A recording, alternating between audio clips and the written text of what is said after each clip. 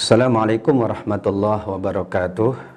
Alhamdulillah ala ni'matillah wassalatu wassalamu ala Rasulillah Muhammad ibni Abdillah wa ala alihi wa ashabihi wa azwajihi wa dzurriyyatihi wa man tabi'ahu wa walahu ila yaumil qiyamah, amma ba'du.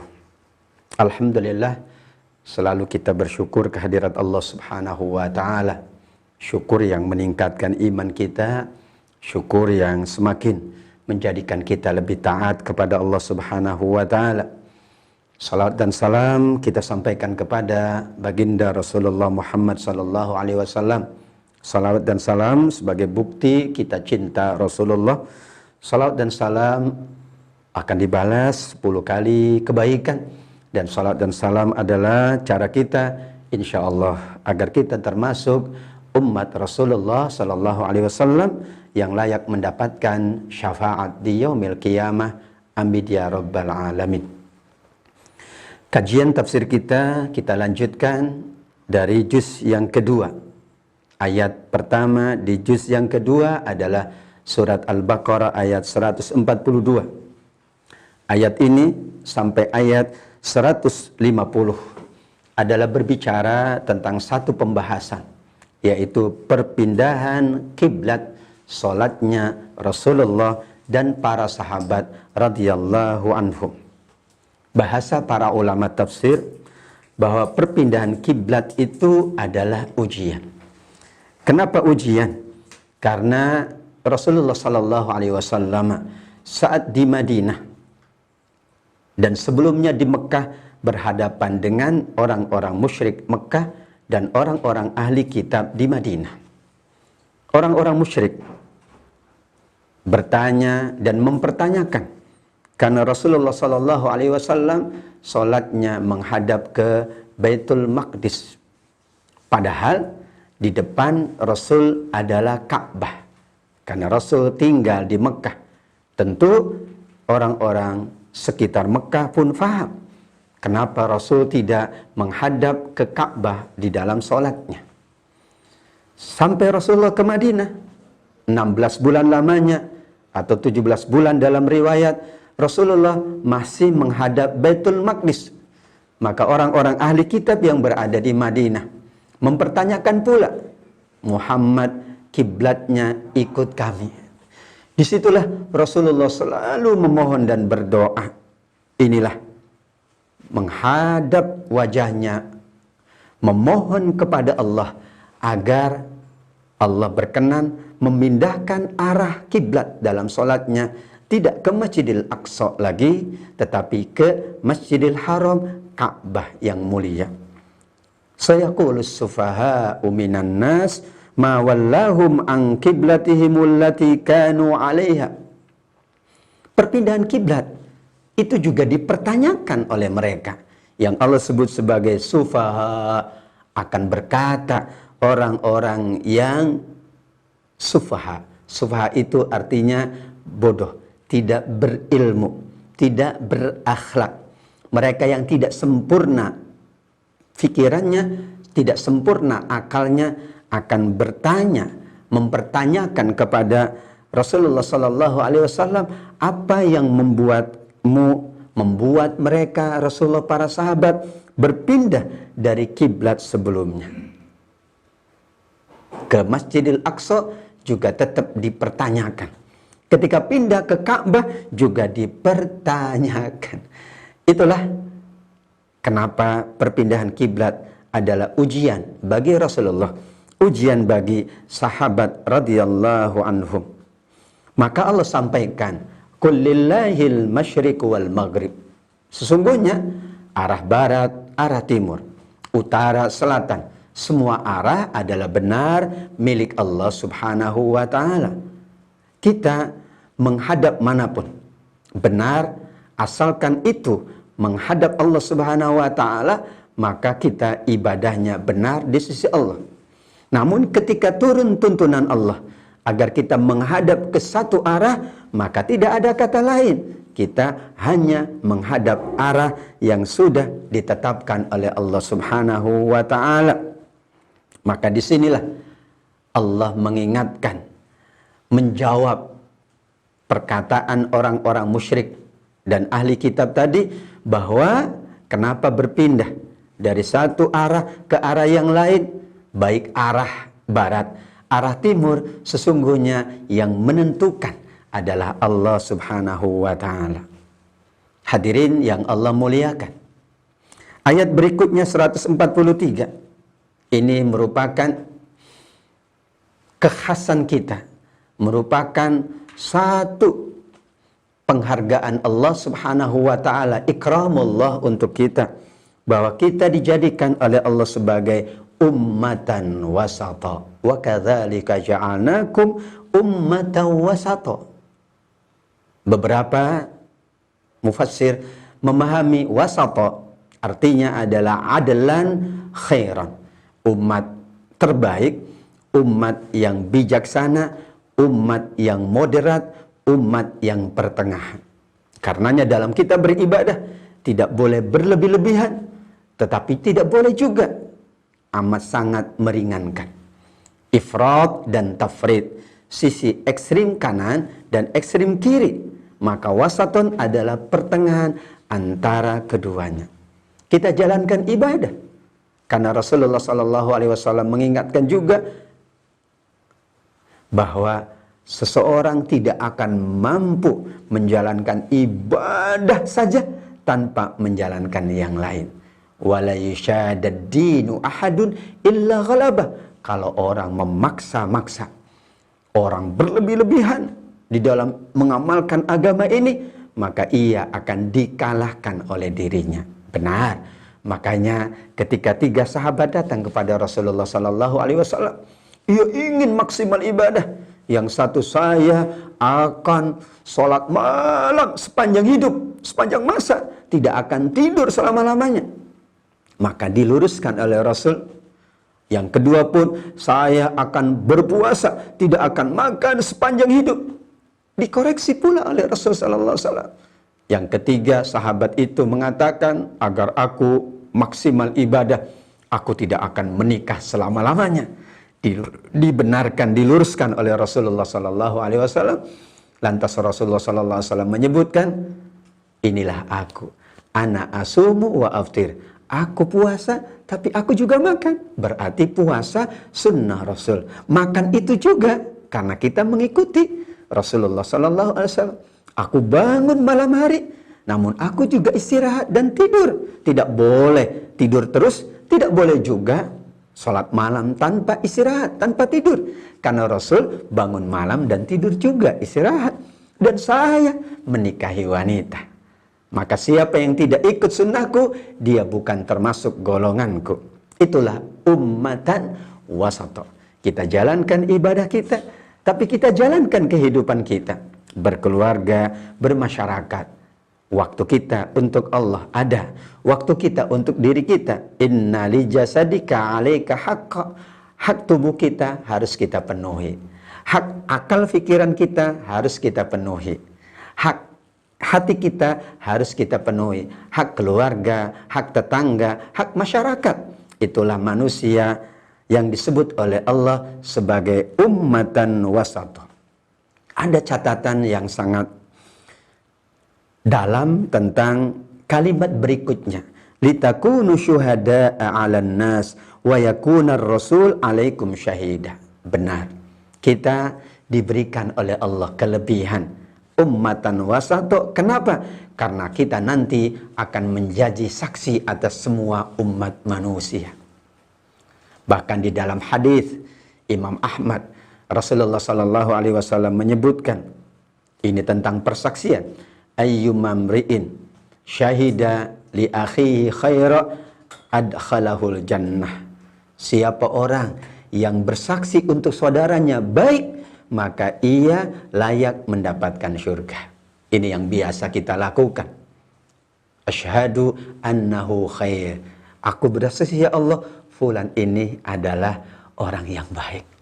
Ketika ia wafat, kita mempersaksikan kebaikannya. fulanun khair. Biasa kita sampaikan demikian. Dan di hari kiamat kita akan menjadi saksi. Terutama Rasulullah Sallallahu Alaihi Wasallam akan menjadi saksi atas kita semua umatnya. Rasulullah yang akan menilai apakah kita benar menjadi umatnya yang setia kepada tuntunan Rasulullah Muhammad Sallallahu Alaihi Wasallam. Tadi di awal pembahasan bagaimana perpindahan kiblat, perpindahan arah itu ujian bagi sahabat, bagi Rasulullah. Wa ma ja'alnal qiblata allati kunta 'alaiha illa lina'lama may yattabi'ir rasul mimman yanqalibu 'ala aqibai wa in kanat lakabiratan illa 'alal ladzina hadallah. Kata Allah Subhanahu wa taala, berpindah arah itu berat. Maka Allah ingin mengetahui siapa yang betul tetap ikut Rasulullah dan siapa yang kemudian berpaling. Karenanya tidak mudah ketika sahabat 16 bulan, 17 bulan menghadap arah kiblat ke Masjidil Aqsa. Kemudian langsung pindah ke Masjidil Haram, ke Ka'bah. Itu tidak mudah. 16 bulan dalam satu keadaan, tiba-tiba langsung berpindah keadaan yang bertolak belakang. Yang kita saksikan Masjid Qiblatain di Madinah Al-Munawwarah. Itulah saksi sejarah betapa dahulu kiblatnya menghadap ke arah Masjidil Aqsa, kemudian Allah perintahkan agar kiblatnya berpindah ke arah Ka'bah. Dan perpindahan itu sesungguhnya adalah permintaan Rasulullah Sallallahu Alaihi Wasallam. Maka ayat 144 ada sebab nuzulnya. Qad nara taqalluba wajhika fis sama. Kami selalu melihat wajahmu wahai Muhammad, kata Allah Subhanahu wa taala, menengadah ke langit, maka akan kami palingkan engkau ke kiblat yang engkau sukai. Ternyata sepanjang 17 bulan Rasulullah selalu memohon agar kiblatnya berbeda dengan kiblat yang lain, sehingga Rasul memohon agar kiblatnya adalah kiblat yang terbaik, itulah Ka'bah Al-Musyarrafah. Sehingga ketika Rasulullah memohon, bermunajat kepada Allah, Allah penuhi. Dan ini menjadi ujian para sahabatnya. Dan hebat, mereka mengikuti tuntunan Rasulullah.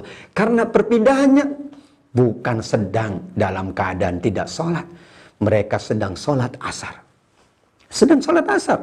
Kemudian datanglah seseorang yang menyampaikan informasi bahwa kiblat dalam sholat sudah berpindah.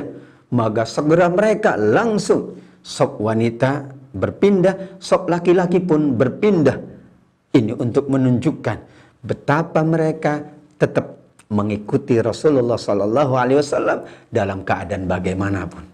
Dulu pun sama, ketika mereka terbiasa mengkonsumsi khamr, maka ketika turun ayat mengharamkan khamr, bagaimana sikap sahabat Rasulullah Sallallahu Alaihi Wasallam? Karena yang minum juga para sahabat. Itu mereka yang sedang memegang, kalau sekarang megang botol.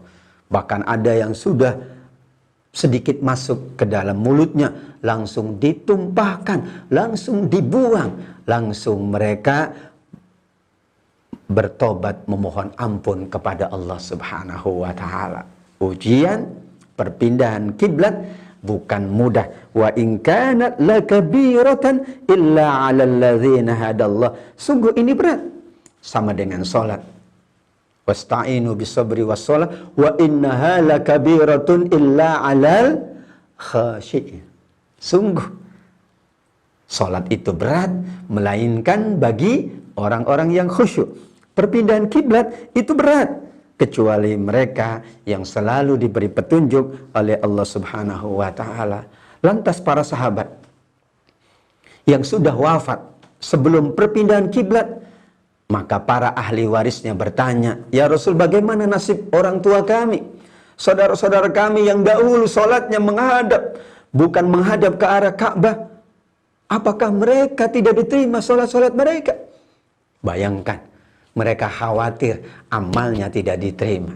Itulah kekhawatiran yang paling mulia. kita khawatir amal kita tidak diterima. Tapi kita bersungguh-sungguh beramal. Tapi harus ada kekhawatiran. Kekhawatiran itulah yang membuat mereka bersungguh-sungguh dalam beramal. Maka Allah kemudian menyampaikan, wa ma kana Allahu liyudhi'a imanakum. Allah tidak menyia-nyiakan, Allah tidak menghapus pahala semua kebaikan-kebaikan, karena memang perintahnya baru turun. Sehingga yang sudah berlalu atas amal ibadahnya, Allah sudah mencatatnya, sudah menerimanya, dan Allah maha berkasih sayang kepada seluruh umat manusia. Ayat 144 tadi adalah sejarah turunnya ayat, karena Rasulullah selalu bermunajat, memohon agar Allah berkenan memindahkan ke arah kiblat yang beliau sukai. Fawalli wajhaka syatral masjidil haram wa haitsu ma kuntum fawallu wujuhakum syatrah. Maka palingkanlah wajahmu ke arah Masjidil Haram. Dimanapun kamu berada, maka palingkanlah wajahmu, hadapkanlah wajahmu ke arah Masjidil Haram. Sedikit ada kisah menarik. Waktu saya berdakwah ke Suriname, tahun 92. Saat itu bulan Ramadan. Ini ada korelasi dengan ayat ini. Mereka yang dahulu memang merupakan orang tua kita, buyut-buyut kita, yang terbiasa bahasa kitanya adalah mereka menghadap sholatnya itu menghadap ke barat. Kadang-kadang ya bahasa ini membuat ya kesalahan di dalam memahami arah kiblat, karena posisi kiblat berbeda-beda antara satu negara dengan negara yang lain. Di Suriname posisi yang dekat dengan arah Ka'bah, arah kiblat adalah bukan ke barat tapi persis ke timur. Namun karena mereka dahulu mendapatkan informasi ya bahwa sholatnya menghadap ke barat, di sana pun mereka menghadap ke barat. Masya Allah. Ketika saya datang bersama teman-teman yang lain, ini bagaimana menyampaikan bahwa sholat itu bukan menghadap barat dan timur, tapi menghadap arah kiblat. Dimanapun kita berada, maka di sini, di mana kalian berada, sesuaikanlah arah itu ke arah Ka'bah. Kalau benar di arahnya di kita arah barat, tempat lain arah timur, mungkin tempat lain arah selatan, mungkin masyarakat lain ya arahnya yang dekat dengan Ka'bah arah utara, itulah fawallu wujuhakum syatrah. Akhirnya kami berinisiasi, kita bawa mereka, ketua masjidnya menunaikan ibadah umrah. Subhanallah, sampai di depan Ka'bah mereka bertanya, Pak Ustadz, sholatnya menghadap barat, timur, utara atau selatan? Kita sampaikan, silahkan Bapak Ibu, sholatlah menghadap ke Ka'bah. Kalau sebelah timur, silahkan juga tetap menghadap Ka'bah. Sebelah barat, sebelah utara, dan sebelah selatan. Itulah catatan betapa Allah Subhanahu wa ta'ala sangat memuliakan Nabi Muhammad. Permohonannya Allah kabulkan, dan itu menjadi ujian bagi orang-orang yang beriman. Maka kemudian di ayat 145, wala in ataital ladzina utul kitaba bikulli ayatin ma tabi'u qiblataka wa ma anta bitabi'in qiblatahum wa ma ba'duhum bitabi'in qiblata ba'd. Ada sebahagian yang masih tetap mengikuti arah yang mereka sholat sebelumnya.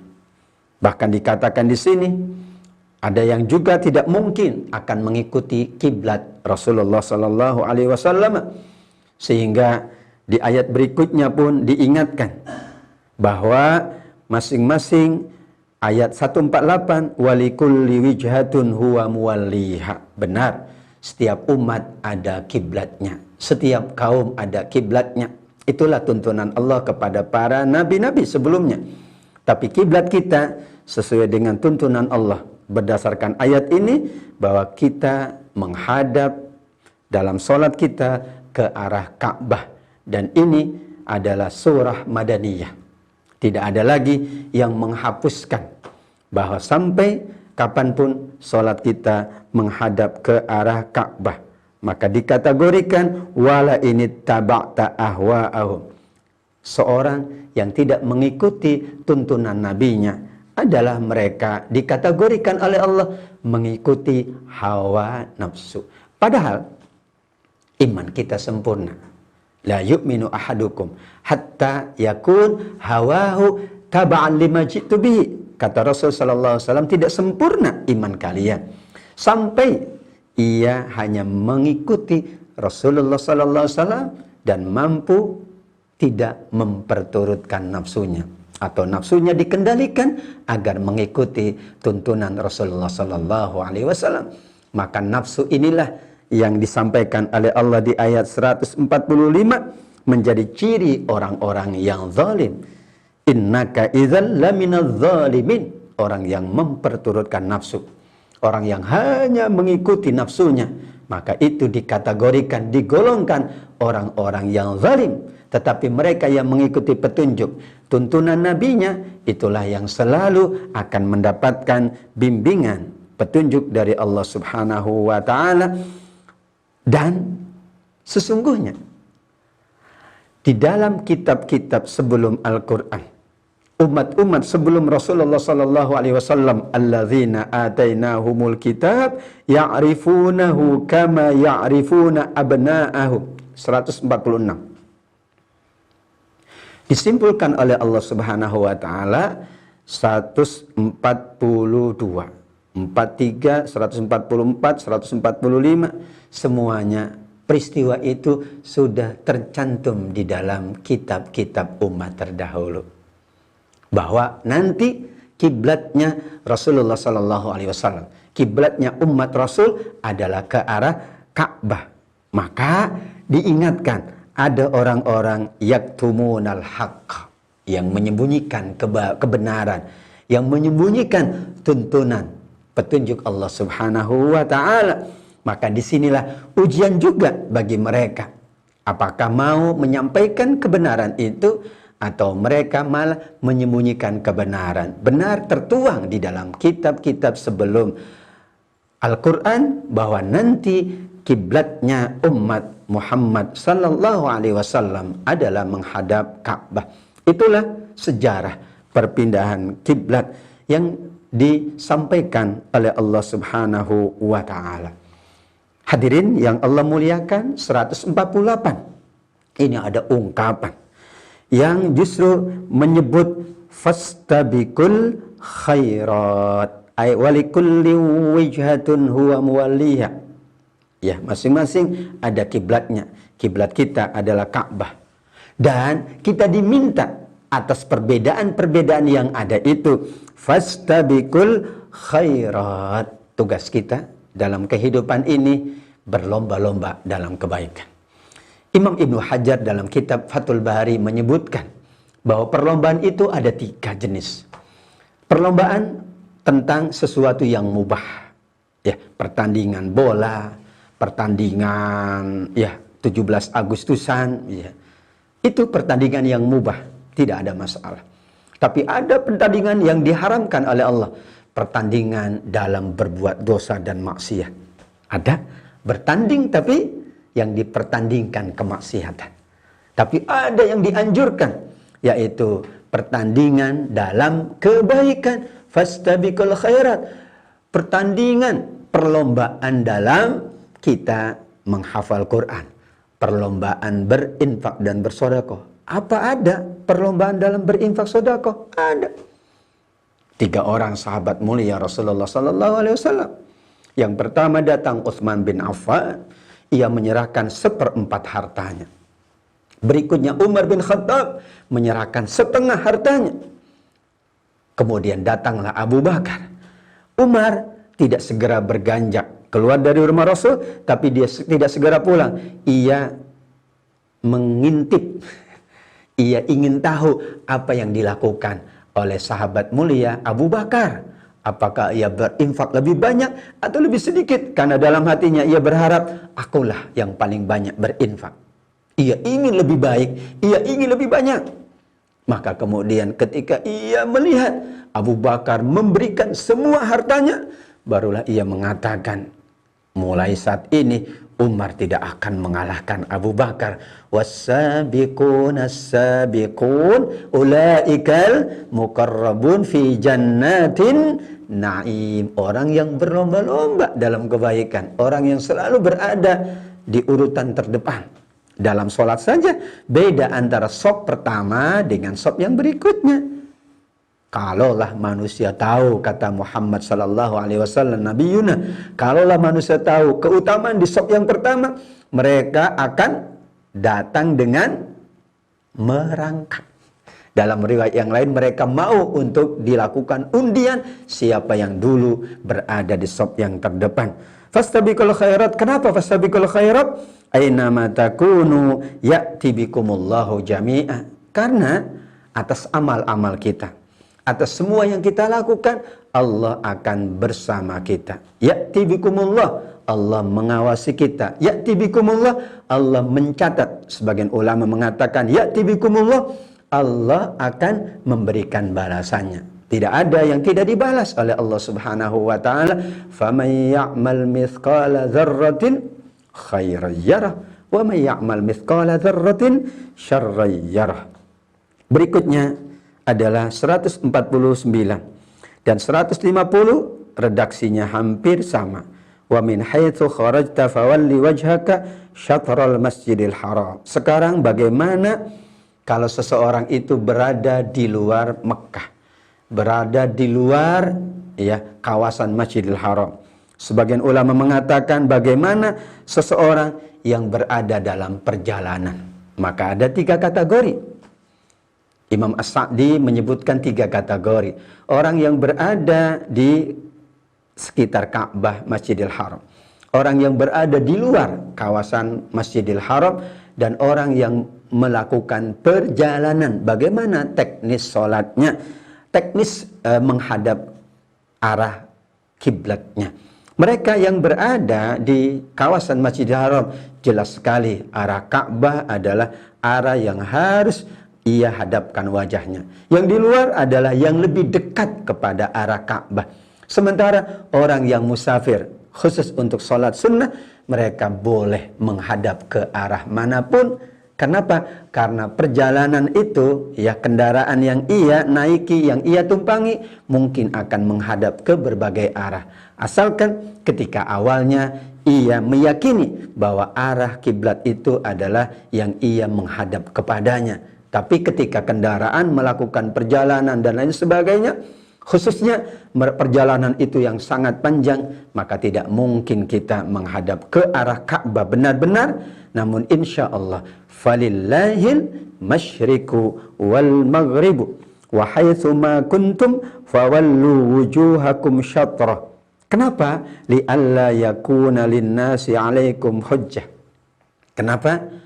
Allah hadirkan peristiwa perpindahan Ka'bah ini, diabadikan di dalam Al-Quran. Bahkan Allah Subhanahu wa ta'ala menyampaikan ini adalah ujian, ini berat. Orang-orang nanti akan mempertanyakan, bahasanya saya kulu, nanti akan bertanya. Allah Maha mengetahui apa yang terjadi di masa yang akan datang. Nanti akan ada banyak yang bertanya Muhammad. Nanti akan mempersoalkan. Itulah agar tidak ada hujah lagi setelah ini. Ketetapan Allah, ayat Allah ini merupakan final bahwa tidak ada lagi dalam sholat menghadap ke tempat yang lain, tetap menghadap ke arah Ka'bah. Dan sekarang dengan teknologi yang ada, tentu kita bisa menggunakan mana yang lebih tepat ke arah yang lebih dekat kepada arah Ka'bah yang mulia di Makkah Al-Mukarramah. Kalau itu menjadi hujah, maka janganlah kamu takut kepada manusia, hanya takutlah kamu kepada Allah. Semakin kita takut kepada Allah, ayat 150, wali utimma ni'mati 'alaikum wa la'allakum tahtadun. Ternyata buah dari khasyatullah adalah nikmatullah. Maka para ulama semakin takut kepada Allah, semakin banyak anugerah nikmatnya. Kita ingin ditambah nikmat oleh Allah, khasyatullah, kita semakin takut kepada Allah. Maka ciri ulama, innama yakhsyallaha min ibadihil ulama, surat Fatir ayat 28. Ciri ulama adalah yang paling takut. Takut, semakin ulama dia, semakin alim dia. Dan kita, siapapun, ya, jika semakin besar takutnya kepada Allah, maka anugerah nikmatnya akan semakin besar. Yang kedua, wala'allakum tahtadun. Khasyatullah itulah pintu bab al-hidayah. Semakin tinggi takut kita kepada Allah, semakin kita dekat dengan petunjuk Allah. Lihat orang yang takut, tidak berani dia berbuat maksiat. Ia takut kepada Allah, tidak berani. Makanya Umar bin Khattab menguji seorang penggembala dengan khasyatullah. Diriwayatkan, seorang anak muda penggembala kambing. Kambingnya banyak, milik tuannya. Maka datanglah Umar bin Khattab menguji khasyatullahnya, ketakutnya kepada Allah. Nah, boleh tidak aku beli kambingmu ini? Oh, tidak mau Tuan. Ini bukan kambingku. Tidak ada yang tahu. Aku beli satu aja. Ini banyak. Tidak mungkin ada yang tahu. Kan kita berdua saja. Tidak, ini bukan milikku. Sudahlah, aku beli dengan harga yang mahal. Tidak bisa, karena ini bukan milikku. Jadi bagaimana? Meskipun tidak ada yang tahu antara kita, meskipun orang lain tidak melihat kita, tapi Allah melihat kita. Aku takut Allah. Disitulah demikian. Ada 7 orang yang mendapatkan naungan di hari kiamat. Siapa dia? Ada seseorang yang kemudian hampir berbuat maksiat dengan seorang wanita zat mansabin wa jamal, cantik, berpangkat, bangsawan, cantik, bangsawan, berharta. Namun kemudian dia mengatakan, inni akhafullah, aku takut dengan Allah. Makanya ada 2 mata yang tidak akan disentuh oleh api neraka. Mata yang selalu takut kepada Allah, mata yang begadang karena beribadah kepada Allah Subhanahu wa ta'ala. Orang yang ada rasa takut, Allah sempurnakan nikmatnya, Allah sempurnakan imannya, Allah sempurnakan takwanya, dan ia selalu mendapatkan bimbingan dan petunjuk Allah Subhanahu wa ta'ala. Karenanya terakhir ayat 151 dalam pembahasan hari ini adalah kama arsalna fikum. Allah sampaikan tugas Nabi Muhammad, tugas Rasulullah Sallallahu Alaihi Wasallam selalu membacakan ayat-ayat Allah. Dan karena ini tugas Nabi Muhammad, maka tugas kita semuanya sekarang selaku umatnya, kita selalu membaca ayat-ayat Allah, membacakan ayat-ayat Allah, menyampaikan ayat-ayat Allah. Wa yuzakkikum, kita terus membersihkan hati kita, membersihkan jiwa kita, agar keikhlasan itu tumbuh, agar kemurnian itu selalu bersama kita. Dan yang terakhir, wa yu'allimukumul kitaba wal hikmah wa yu'allimukum ma lam takunu ta'lamun. Tugas Rasul menyampaikan ilmu Alkitab, ilmu As-Sunnah, dan ilmu-ilmu yang sahabat saat itu belum mengetahuinya, dan sekarang ilmu terus berkembang. Maka kita mengikuti, meneladani Nabi Muhammad SAW, terus kita menuntut ilmu.